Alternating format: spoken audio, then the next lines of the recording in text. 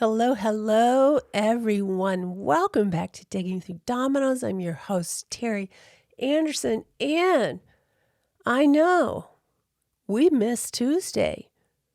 I have been sick. You could probably hear that in my voice, and if you listen back to my last recording, you'll be able to tell it was coming on. I was sounding a little Barry Whitish there. I have been recording today because I am taking off this weekend on a trip with my son, which requires, hope I hit the right button.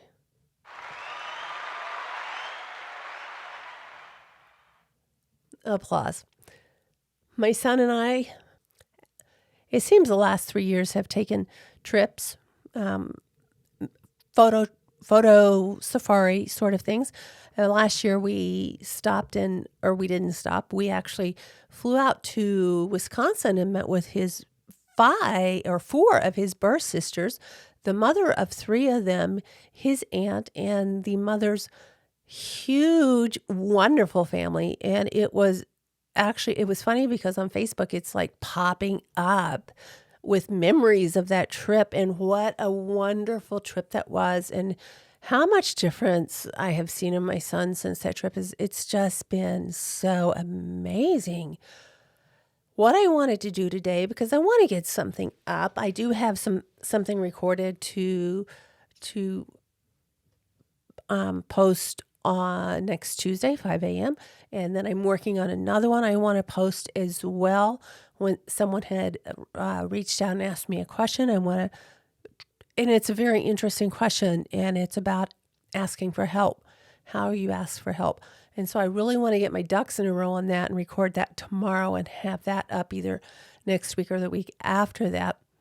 But today what I thought that we would do, since it's going to be Friday when this airs, is just have a little bit of maybe fun or not so much fun. I just want to go through some memes on my Facebook page, which it's going to be in the show notes, but it is facebook.com/digging through dominoes. And I thought, you know what? Some of these memes are really cool. Some of them are fun. Some of them are like, oh my gosh, they like really stab you. So I just wanted to go through some of these. And one of these, you got to be a little older to understand this. Well, maybe not, because gosh, when did this come out? Well, a long time ago. It seems like. Bonus points if you can tell me the name of the show this came from. Drop it in the comments. Leave a 5-star review. That's what I'm talking about. Thank you guys for being here. You guys really, it makes my day when someone messages me and says, oh my gosh, I can totally relate to everything you're talking about. Or now something makes sense.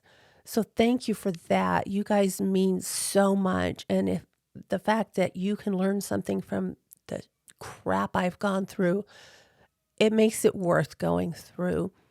But as I said today, we're just going to do some Facebook stuff here and do these memes. Okay, so this one I was referring to when Meredith Grey said, I make no apologies for how I chose to repair what you broke. I felt that. Yeah, I think a lot of us felt that.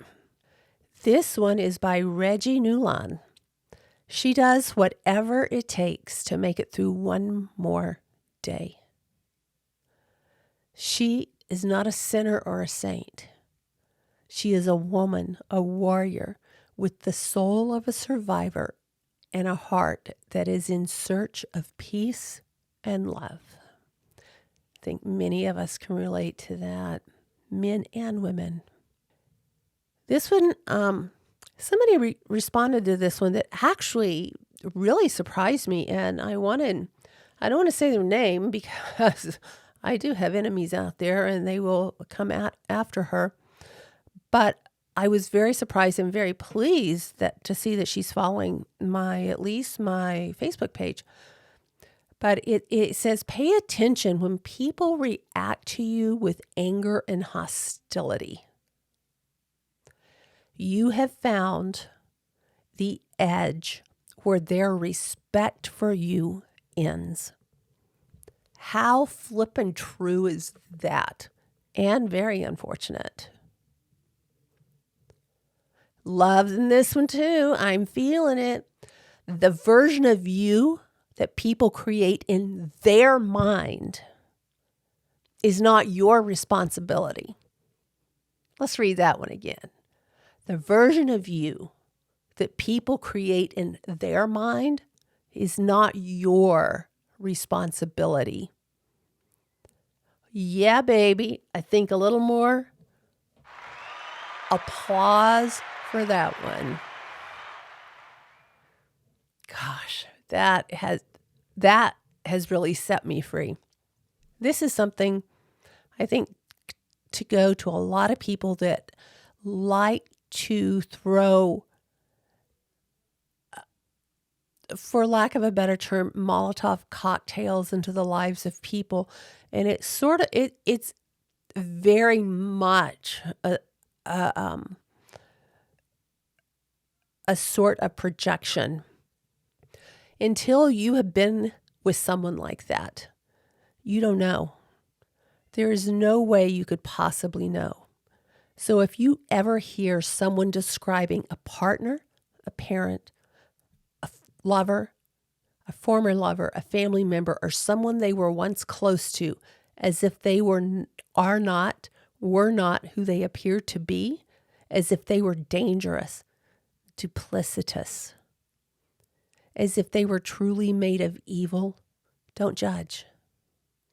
Until you have been with someone who can make laughter feel like rage, their sadness feel like an accusation, a smile feel like daggers, and a gentle touch feel like an attack. Silence feel like a grenade, and the way they will destroy you feel like your fault. Until you have been with someone who can make love feel like the end of the world, you don't know. There is no way you could possibly know. So that's just something to really keep in mind, because it's very true. And people do this, unfortunately, out of their own misguided attempt to get recognition. And it's a very sad and very telling thing. This kind of goes along with it. I'm sorry that you had to make me the villain in your story. In order to stay in the light and keep the onlookers in the dark, I am sorry, so very sorry for you. I have no desire to clear my name in your book of fiction. Paint me however you need to paint me so the guilt doesn't feel so heavy. I am as light as a feather. And that was by Stephanie Bennett Henry. Score, like 10 on that. That was great.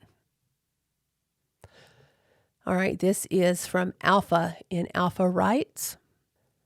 And it is on Facebook /The Idealist. You're going to meet people who are intimidated by you. You're different. People don't know how to react or how to accept people who don't follow the crowd. They're not used to someone who doesn't fit in. So instead of bolstering your uniqueness, they'll try to make you feel like you're weird or damaged. I'm here to offer some advice, well-earned advice. Screw them. Oh yeah, baby, that's what I'm talking about. Sometimes we tolerate. I did this. I don't do it anymore.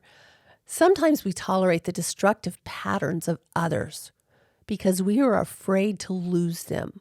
Not understanding, tolerate them will cause us to lose ourselves, and that is by unknown.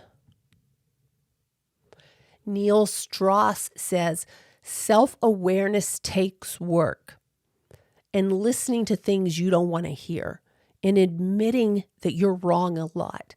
It's not for everyone, just for those people who would rather be happier than right. Mega spot on there, Neil. Loving it. This one, I was having to think about whether or not I wanted to read this and in what way to frame it. And I think I will. It's be careful of her. She has healed herself more times than you can ever imagine. She wears her traumas like war paint, wiping her tears before they have a chance to roll off her cheeks. She is a healer. She is one of the dangerous ones. That is by Faye Neeland. And the line that had me a little apprehensive is she is one of the dangerous ones, because I wasn't really sure how that was going to be perceived. But the way I'm seeing it now is she's one of the dangerous ones because she knows your shit. She's one you need to watch out for. Don't be throwing your fictitious Molotov cocktails because she knows your truth. She's one of the dangerous ones. If you're one of the dangerous ones, let me know. Okay, now we have the brain's betrayal, and this actually comes from the Mind's Journal. The hot and cold cycle of attention followed by neglect or kindness, followed by malice, will create a trauma bond. I know too much about trauma bonds. Your brain will oscillate between pumping out oxytocin, a bonding hormone, and cortisol, the stress hormone. The intensity and instability of this chemical cocktail breeds a hurricane inside your skull and your heart. You feel unsafe. A simmering background of anxiety floods your state, undermining your well-being. It becomes difficult to sleep or focus. Brain chemistry plays a massive role here. To try to stay sane through the process, you need to understand the brain's prime motivation and mechanics. Your brain's main goal is to keep you safe, not happy. Happiness becomes attainable only after your brain is convinced you are safe. Wow, that was great. And this is by Brené Brown. I think a lot of you, if you're listening to me, you probably know who Brené Brown is. In order to empathize with someone's experience, you must be willing to believe them as they see it and not how you imagine their experience to be. Bravo. This is from Pema. I'm sorry, I cannot pronounce your last name. Only when we know our own darkness can we be present with the darkness of others. I'm finding that out daily. Some say life begins at 40. Others say it begins at 50. And it's all nonsense. Life begins when we decide to stop pleasing the audience. And that is from Lynette Evans. And that is so true. My life is anew. The real flex is healing yourself without becoming like the ones who traumatized you. Working on it every day. Hands up. If you passed your hardest moments alone while everyone believed you were fine.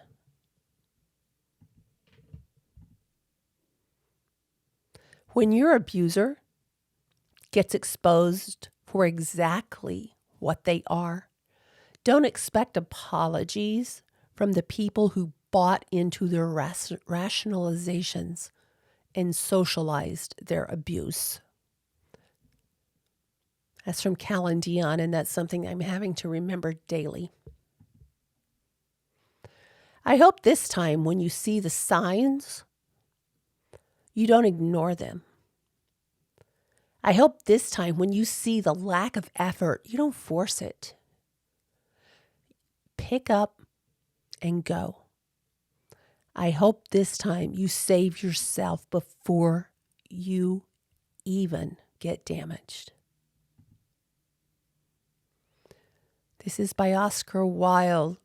To live is the rarest thing. In the world, most people just exist. I'm all about living, baby. Let me know what you think in the comments. Are you? I lied and I said I was busy. I was busy, but not in a way most people understand. I was busy taking deeper breaths. I was busy silencing irrational thoughts. I was busy calming a racing heart. I was busy telling myself that I am okay. Sometimes this is my busy, and I will not apologize for it. That beautiful statement was written by B. Oakman. And this is off of Twitter at Jojo Ansett, Ansett. You get the very best version of me if I feel safe around you. If I'm not soft or vulnerable with you, I don't trust you. My femininity flourishes in healthy environments. I protect that version of me because I've spent so much time healing and preserving that version of me. Until you heal the wounds of your past, you're going to bleed. You can bandage the bleeding with food, with alcohol, with drugs, with work, with cigarettes, with sex. But eventually, it's all going to ooze through and stain your entire life. You must find the strength to open the wounds, stick your hands inside, and pull out the core of the pain that is holding you in your past, the memories, and make peace with them. That is from Aliana Van Zandt. J.M. Storm. I don't know if you guys know of J.M. Storm, but I absolutely love J.M. Storm. Sometimes you'll spend a lifetime untangling the knots that you did not tie. And this is from at Tivrax, Tivrax on Twitter. Twitter.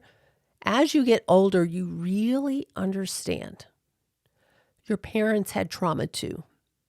And in an era with less therapy resources available, I had to stop being so angry. Wow, this young lady has absolute insightfulness. Trauma survivors crave honesty and authenticity. We've had to fight for our ability to think clearly and know who we are. We aren't willing to engage with those that don't honor that. That's very true. Seeing unhealthy patterns in your family and deciding that those patterns will end with you and not be passed down to future generations is an extremely brave and powerful decision. That is from Tiny Tot, the Mind's Journal. For too much of my life, I apologized when I wasn't wrong.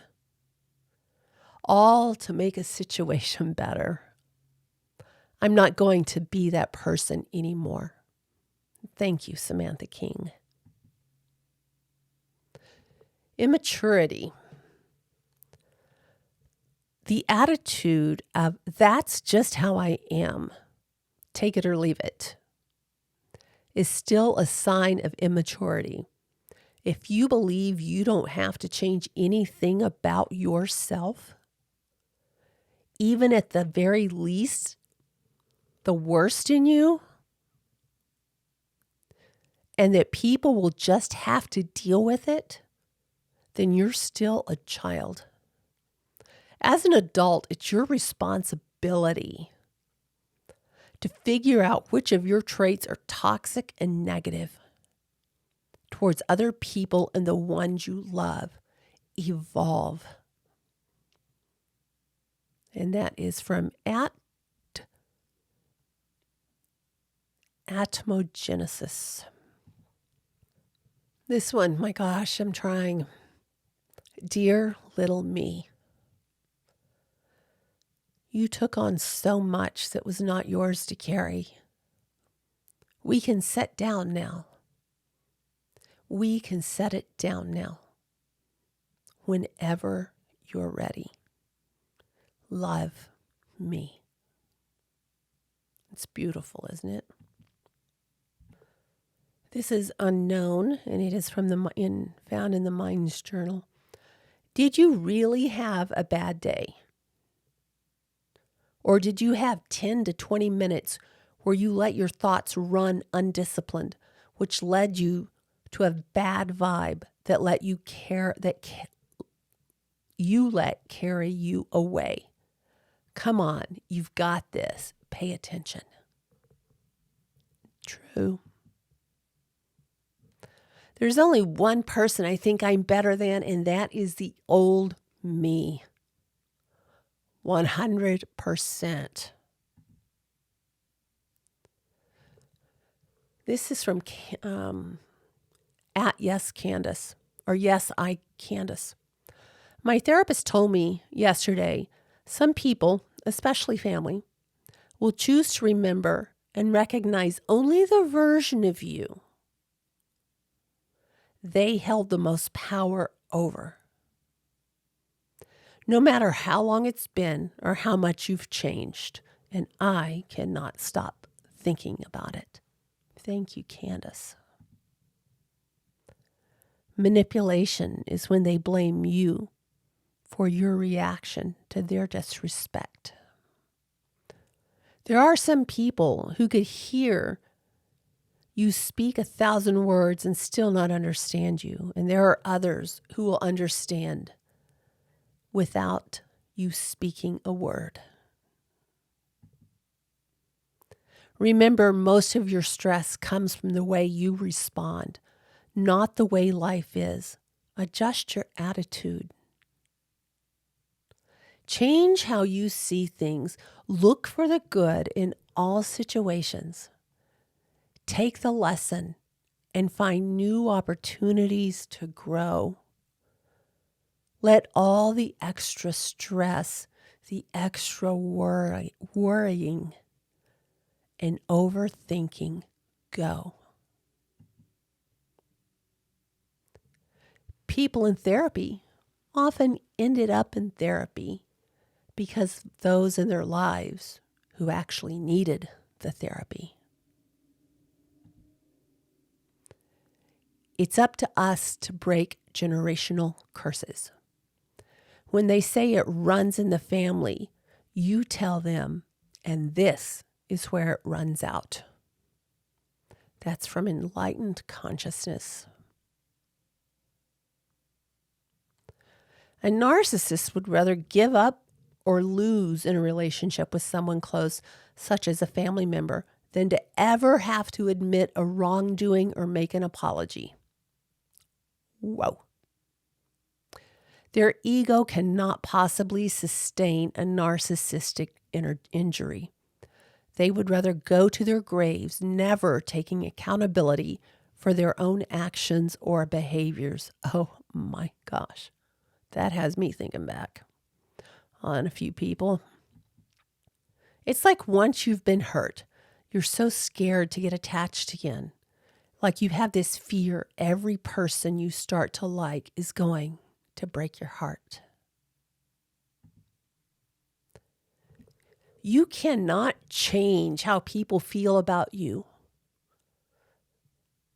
So don't try. Just live your life and be happy. Stay patient and trust your journey. May we stop seeing ourselves through the eyes of people who never saw us. That's from Shane Steele at tinybuddha.com. Here is the world beautiful and terrible. Things will happen. Don't be afraid. Your trauma made you stronger. No, my trauma made me traumatized. It made me weak, gave me sleepless nights and memory loss. It gave me feelings I've never wanted. I made myself stronger by dragging myself out of a dark place and dealing with consequences that were not my fault. And that's from Word Porn. All right, this we're going to start from the top down, and then we're going to go from the bottom up. It's called Pretty Ugly. I'm very ugly. So don't try to convince me that I am a very beautiful person. Because at the end of the day, I hate myself in every single way. I am not going to lie to myself by saying there is beauty inside me that matters. So rest assured, I will remind myself that I am a worthless, terrible person. And nothing you say will make me believe I still deserve love. Because no matter what, I am not good enough to be loved. And I am in no position to believe that beauty does exist within me. Because whenever I look in a mirror, I always think, am I as ugly as people say? Now let's go from the bottom to the top. Am I as ugly as people say? Because whenever I look in the mirror, I always think, beauty does exist within me. And I am in no position to believe that I am not good enough to be loved. Because no matter what, I still deserve love. And nothing you say will make me believe that I am a worthless, terrible person. So rest assured, I will remind myself there is beauty inside of me that matters. And I am not going to lie to myself by saying I hate myself in every single way. Because at the end of the day, I am a very beautiful person. So don't try to convince me that I am very ugly. Wow. This is from Unbreakable and Uplifting. You don't need to know why they did what they did. Just know that it was not an accident. This is from Unbreakable and Uplifting as well. Ironically, when we start to get better, we also get sad. Because we start to realize on just how much we missed out on, how badly certain people failed us, and what the younger version of us actually deserved. Healing involves healthy grieving, and there is no way around it. This is another one from Brene Brown, and I think we'll end on this. My mom taught us never to look away from people's pain. The lesson was simple. Don't look away. Don't look down. Don't pretend not to see the hurt. Look people in their eye, even when their pain is overwhelming. And when you are in pain, find the people who can look you in the eye. We need to know we are not alone, especially when we're hurting. This is the greatest gift of life. That was by Brené Brown. With that, I'm going to say thank you so very much. Please leave us a review on whatever podcasting platform you choose to use. Hope it's a really good review. Help the algorithm get this out to more people so they don't feel as alone as a lot of times we do. If you're on YouTube, drop in the comments. Get into conversations with the people in the community there. There are good people in this community, and they need your help as much as you need theirs. I want to thank you again. I know this is a little out of the ordinary, but I apologize once again. I was sick, and I'm taking off this weekend with my son. So there is one episode to post on Tuesday. I am working on another episode tomorrow. And with that, thank you again. Hasta luego, folks. I'll see you soon.